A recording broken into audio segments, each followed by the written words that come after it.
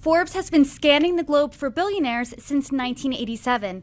Now in its 39th year, the world's billionaires list is longer than ever. Hi everybody, I'm Brittany Lewis, a breaking news reporter here at Forbes.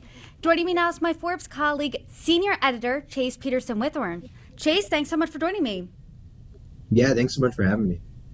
You have edited this list now for 3 years in a row, so a big congrats to you. I can only imagine the undertaking that this list takes. So before we get into the content, I do want to peel back the layer here. I want to get a behind the scenes look at exactly how this list is compiled. How many members of the Forbes staff exactly works on this list? I mean, how much manpower goes into it? Yeah, it's a huge undertaking, that's for sure. It's upwards of 100 reporters digging into the wealth of all the billionaires around the world. So between the Forbes newsroom, licensed editions, around the world, other wealth sleuths that help us out all around the planet. There's about 100 of us, I would say. And it's just a big investigative project to sift through thousands and thousands of pages of documents, tons of legal filings, records, lawsuits, interviewing sources, interviewing the billionaires, all trying to figure out how rich are the richest people in the world, who are they, and following the money and trying to figure out the answers to some questions that maybe they don't want us asking. Talk to us a little bit more about the process behind following the money. I mean, what is the criteria here when it comes to finding exactly who these billionaires around the globe are? Yeah, so it's in some ways it's pretty simple. To make the billionaires list, you need $1 billion or more in net worth in US dollars.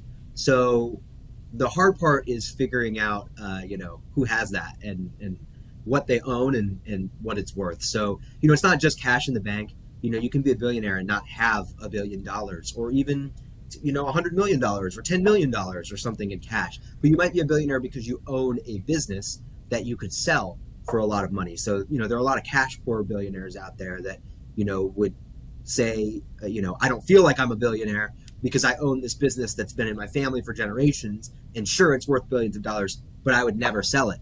And that's a fair point, but you're going on the list.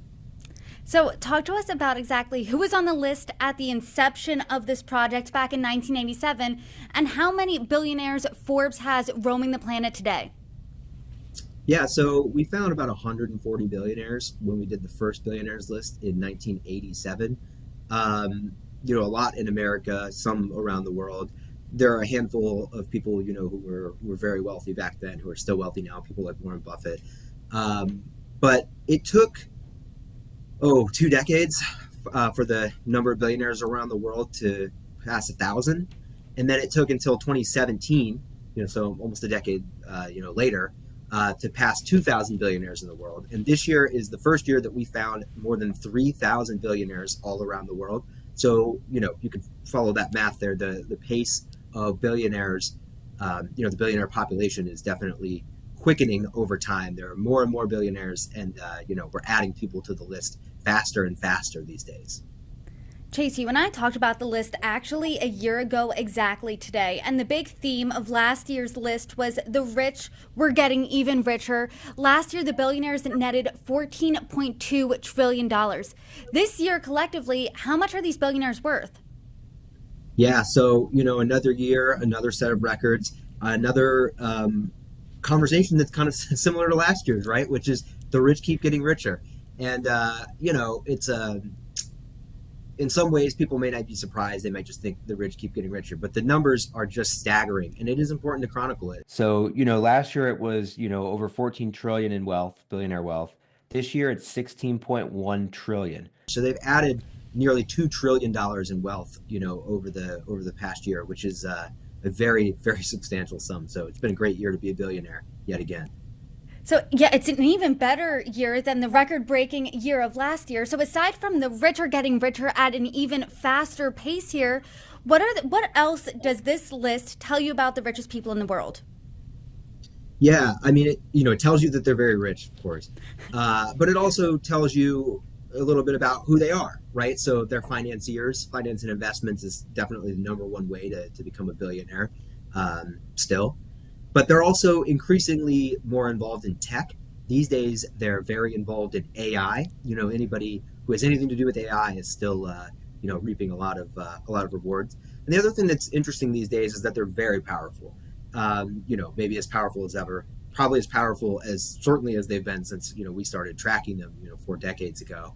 And you can just look at, we have a billionaire president in the United States, and he's added several billionaires to his cabinet. You've got people like Howard Lutnick. You've got Jared Isaacman, who's running NASA, set to run NASA.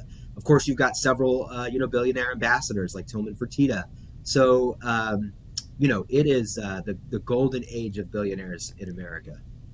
And I want to talk about the number one billionaire because, as we know, Bernard Arnault, he was the richest billionaire in 2024. He was recently dethroned by someone who is very close to Donald Trump. Talk to us exactly about who's number one on this list and how did he make his money? Yeah, so number one on the list this year is Elon Musk. Of course, he made his money with Tesla, with SpaceX. Now he owns X, which used to be Twitter, XAI, which is an AI company.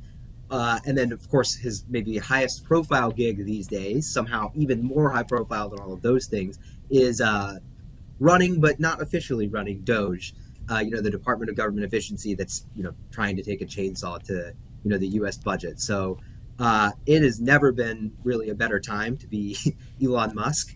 His net worth has slid a little bit, in recent couple of months, but he's still number one in the world. He's worth $342 billion, which is more money than, pretty much anybody else in the world by a long shot.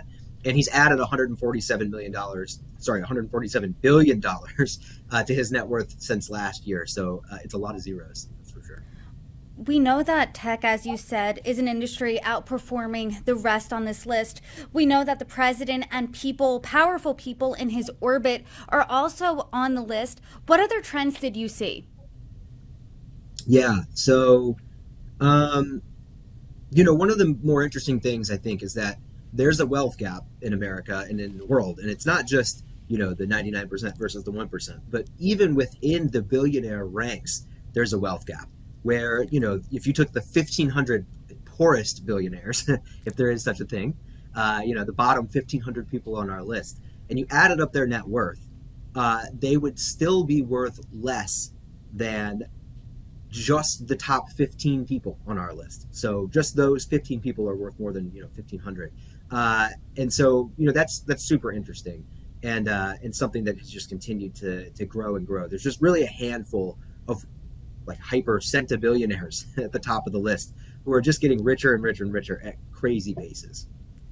I'm curious, when you're looking at this list, how would you describe exactly which billionaires are self-made? What's the criteria there to be a self-made billionaire opposed to someone who just happened to be born into this wealth? Yeah, I mean, it's a great question. And honestly, that's a question that a lot of people have debated for years and years and years now. I mean, you could go back to You Didn't Build That, and all of that, the big political debate, right? Is anybody really self-made? I think the vast majority of these billionaires, when you speak to them, tell you that they were lucky, that they got a head start. They didn't do it completely on their own. That being said, we would categorize somebody who did not inherit their fortune as being self-made. So the people who created the companies that made them rich, the people who invested wisely and made themselves rich, you're considered self-made. Of course, they all got help along the way, but something like 2/3 of the billionaires list did not inherit their fortune, which is really something. I mean, it really tells you something about, entrepreneurialism around the world and the fact that, there are people who could, be born, poor, be born lower middle class, working class, and work their way onto the billionaires list. It certainly is a possibility, and there's thousands of billionaires who can provide you an example of that. I mean, that's just an incredible number. I know earlier in this list we talked about how the rich are getting richer. Collectively, the billionaires made almost $2 trillion more than they did last year, and last year was record-breaking. What other records were set with this year's billionaires list?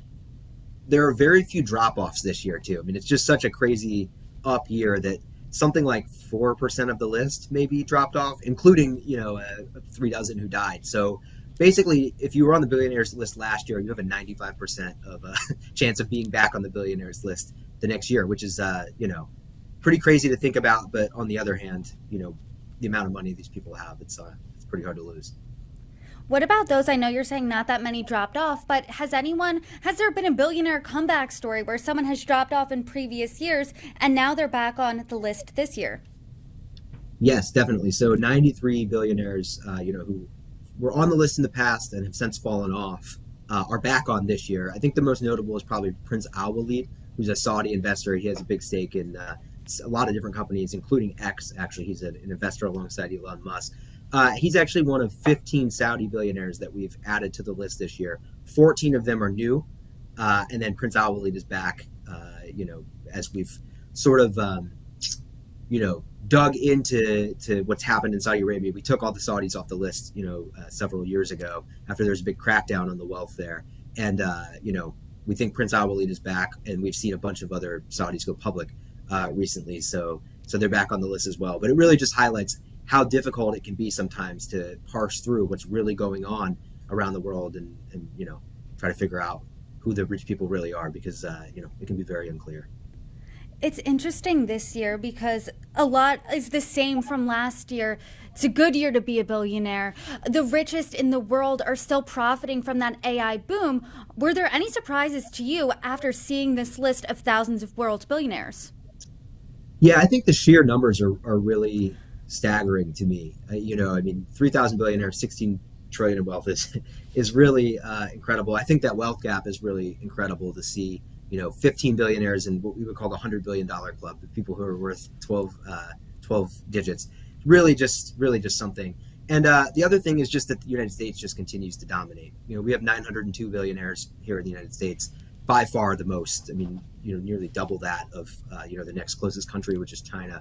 And there really aren't that many countries that even have 100 billionaires. So, the American billionaire engine just keeps chugging along. The American dream is still alive and well. Chase, do you have anything else to add? Is there any other takeaway that you have about this year's billionaires list? No, I would just say, if you want to be a billionaire one day, try to, start an AI company in America because it's a good way onto the list.